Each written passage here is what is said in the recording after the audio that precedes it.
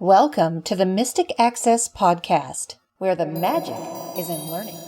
Happy New Year!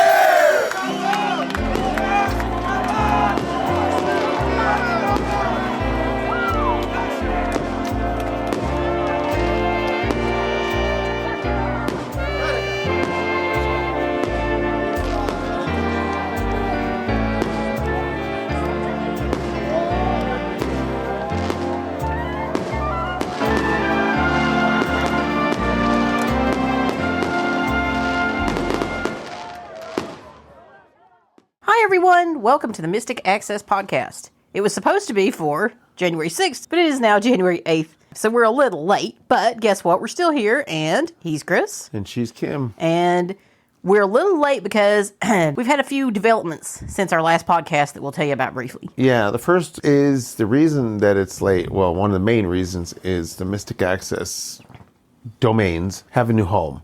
So we switched from one server to another server. We found out that the server that we were paying for was too much.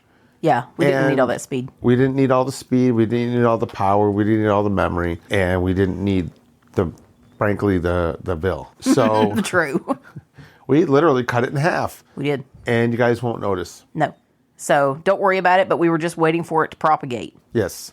So that we made sure everything would go where it needs to go. There was no point in putting up a podcast for y'all on Tuesday only to discover that it went to the old server. Right. Because then y'all wouldn't see it, and you would be confused, and we would be confused. Exactly. So there was no point.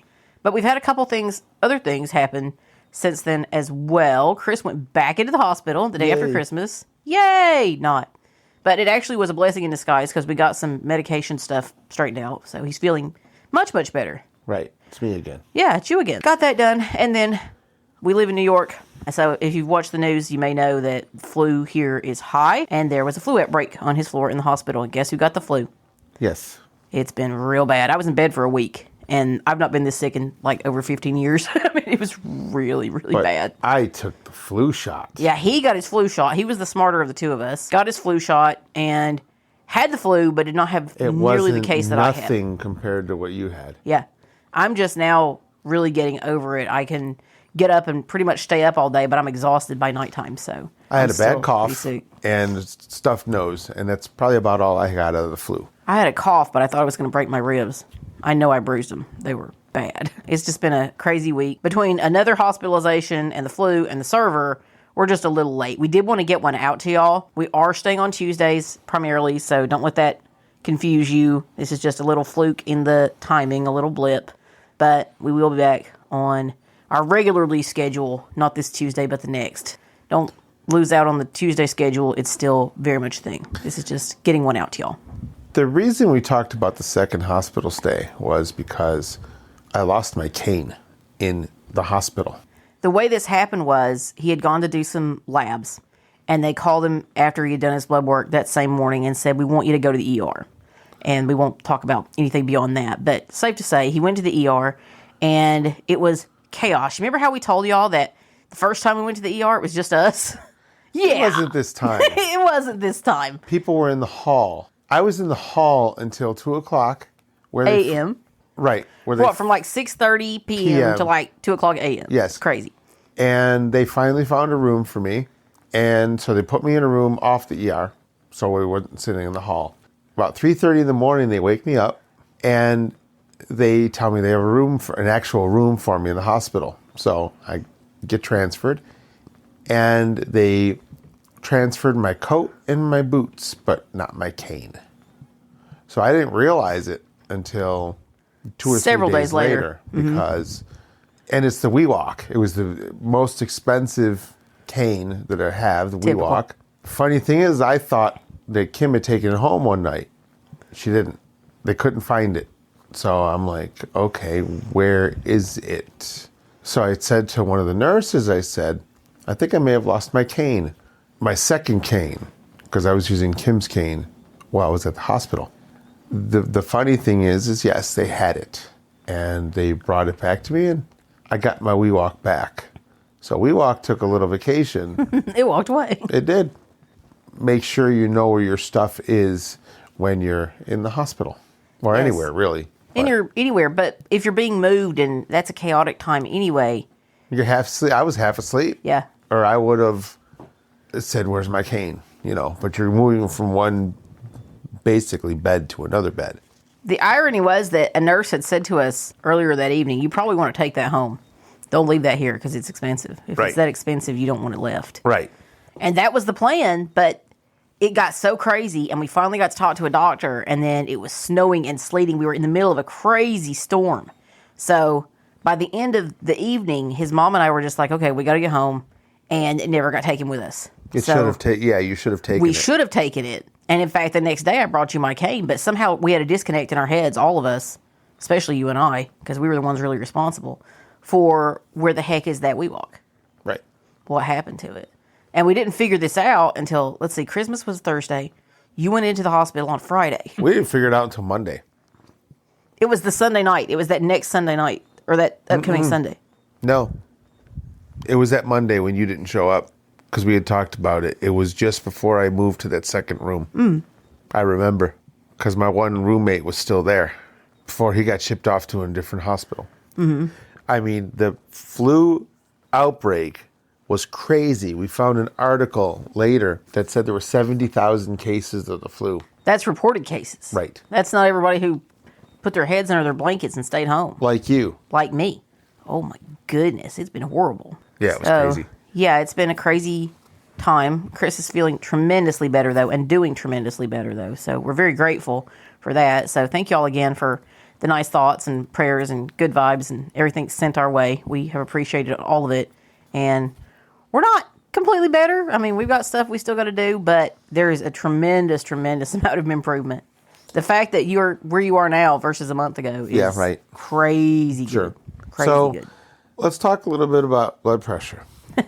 So we all should really keep track of our blood pressure. I found a talking blood pressure monitor that connects to an app. Now why do you like this better than other options? Because I want to be able to automatically track my blood pressure readings in the app so that I can go to the doctor and say, here, looky what we have here. And, which is exactly what he did when we went to the cardiologist. Right. So the doctor was very happy with them. It keeps you from forgetting. It keeps you from having it keeps you from having, the time being correct. When it's an evening blood pressure, it's in the evening and you get time stamped. And it prevents you from transposing numbers if you had to add it manually. It'll synchronize to Apple Health. So if anything that sees Apple Health with the blood pressure monitor, it will do that. So if you have other apps that rely on looking at that kind of stuff, it'll do it, which is cool. So it's a talking blood pressure monitor. The disadvantage, if you're not using it with the app, is that you have to set the time yourself. And you can't do that without sighted help. That's a disadvantage. But the logs all speak. You can go through the logs and it'll tell you what your blood pressure is from previous. On the app itself, it'll show that as well for history, so you don't have to carry your machine to the doctor's office. Very cool. It comes in its own case. It does. Which is nice, so you can easily keep up with it. The other disadvantage is the fact that it's only set up for one person. So if you have multiple people who need the accessibility, you're probably going to get more than one. Right. I think you're going to get one, right? Yeah, I think I am going to get one because I like this one, and you guys will see why I like it in a minute. It's very zen, and it gives you complete instructions. So if you're like me and you panic sometimes when you're about to get this stuff taken, then you can kind of just chill. It runs on 4 AA batteries, or you can get an AC adapter. It did not come with an AC adapter, but you can get one. Yeah. There's a slot on the back for the AC adapter, and there is the blood pressure cuff, which is your standard blood pressure cuff with the hose and all that stuff. I did have a cardio, but I broke the battery compartment of the cardio. The cardio was one of these that connects wirelessly to your phone and use the app to basically start it. And I thought, I don't think I really want that. I want something that if I want to take my blood pressure quickly, I can. The disadvantage of having the app with this talking blood pressure monitor is that if you know you want to track it, you got to go into the app and then you got to hit measure. When you hit measure, it will sit there and wait for your blood pressure monitor to connect. And it'll also it says basically waiting to receive data from your machine. So that's when you physically use the blood pressure monitor's start button to start the process. Once that's done, it'll zap the info to that app, and you can watch it in real time. Put your blood pressure information into that app, especially your heart rate, and you can do it twice. So it'll actually show you how to do it twice. If you don't do that with the app, then your blood pressure monitor won't synchronize. You can't just put it near your phone, have it connected to Bluetooth. It's very easy to do, connected to Bluetooth. But it won't synchronize unless that app is open, which makes sense. There's a way in the app, and I don't know if you know how to do this, but it'll give you like the best of 3. So it'll auto check your blood pressure 3 times. Yeah, I don't know how that works either. Pick the best of 3. We haven't been playing with this long. We've only had it for a week and a half, maybe. I've just been using it as the 2 things, where you do 2 things, and it attracts both of those if I want it to. So 2 readings? Yes. Mm-hmm. You got your buttons here that will allow you to go up and down through the logs, the 2 top ones. The next one, I believe, is the clock button. And then there's another button. I don't remember what it is.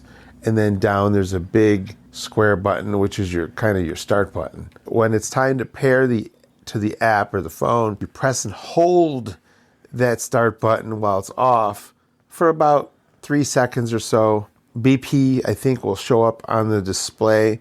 You can't hear it, but it's there. You go into the app and it finds it. It's a pretty straightforward process. The app that you want is A&D Heart Track is the name of the app that you're looking for. They also have scales. I haven't tried them. I don't know how they're going to work. They also have an oximeter. I don't know how that would even work either. I don't know if they talk or anything like that. So we're not talking about those right now, but within the app, they have those options. But let's hear what this thing sounds like. So I'm going to press the start button.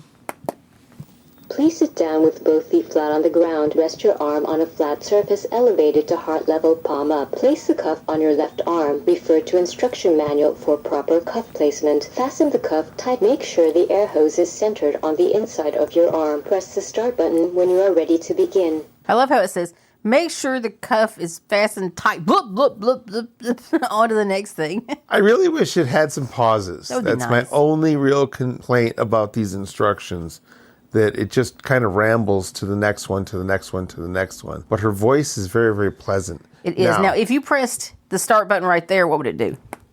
Please sit down with both feet flat on the ground. Rest your arm on a It already went to sleep. To heart level, palm up. Place the cuff on so if I press it again...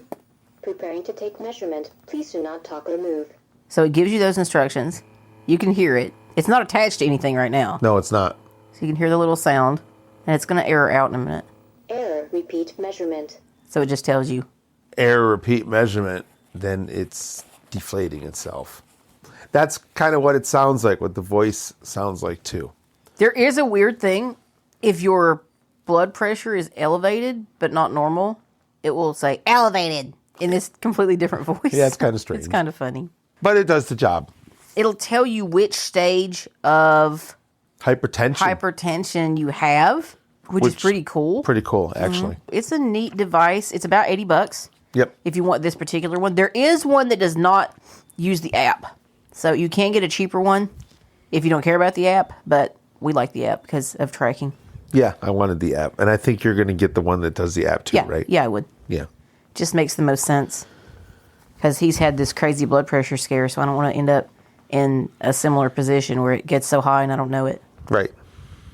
So that's one thing. Now let's talk about prescriptions. We don't have one, but we were talking at the last podcast about different prescriptions and being able to keep track of one's prescriptions. CVS has this thing called Spoken RX. And the reason I'm talking about it is because once it's set up, you can use an app to scan the RFID tag on the bottom of your bottle, and it's going to read all kinds of information to you. If you don't like the app, a lot of people don't, I might get one too. There is a device where you can do the same thing and it'll be self-contained without an app. So maybe you're helping somebody with their medicine. You don't want to deal with having an app or a phone or using their phone or what have you. You can just scan it along the device. And that's free to those Spoken RX users. You just have to go on the website and order it. Kind of cool. But it's real easy. Once you find it in the app, and it is kind of buried in the regular CVS app, but once you find it, you just put your camera up to your bottle, and it's on the bottom of the bottle, right? Yes. And it reads it to you. Yep. Yeah, it's very neat. But it is something you have to set up with your pharmacist. Yes.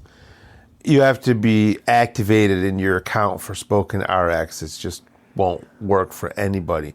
I even tried to download the older Script Talk, and the Script Talk app won't read it. So it has to be within CVS's app or the physical hardware. Pretty cool. And it's really helpful when you have multiple prescriptions, and like I'll be helping him get his weekly pills straightened out, and then it's easy to know what to put where. Right. Because you can just read the bottles. Right. Speaking of pill bottles, I know this is a very subjective thing. You're going to like what you like. We do have a nice one that we really like, though. We don't need all the compartments that it has, but it has 7 days, and each of those days has 4 compartments. And each day comes out of the bigger pill box. It's a little box within the bigger box. The box itself on Amazon says it contains Braille. It does not, but it does have tactile markings, so you can kind of tell what's what. One has a single dot, one has 2 vertical dots, one has 2 horizontal dots, and one compartment has 3 dots. And you can kind of use those any way you want. Technically, I think the 3 dots is supposed to be morning, and then whatever, afternoon, evening, night. Yeah, I think we have them completely backwards because it confused my mother. But we like the way we have it because the way we're putting them in, the first dot is morning. We don't use the second one. We use the third one, and we use the fourth one. We like it because it's very easy. The lids all fit very securely. They're hinged. They pop on. Then you can just put in your meds for each time of day for each day. Right. So it's real nice. It costs us $10 on Amazon. We like it. Mm-hmm. But you're going to have your own preferences as to what you might want for your own boxes. Well, we hope we've given you some tips and demonstrated a new blood pressure monitor and talked about, things that are kind of important to all of us. Yeah, it really does pay to stay aware, as Chris said last time. And if your body is trying to tell you something, to listen to that and try to get help quickly.